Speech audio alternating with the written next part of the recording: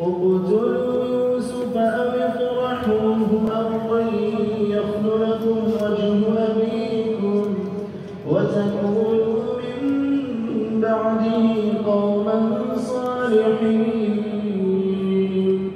قال قائل منهم لا تقتلوا يوسف وألقوه في غيابة الجب يلتقطه بعض السيارة إن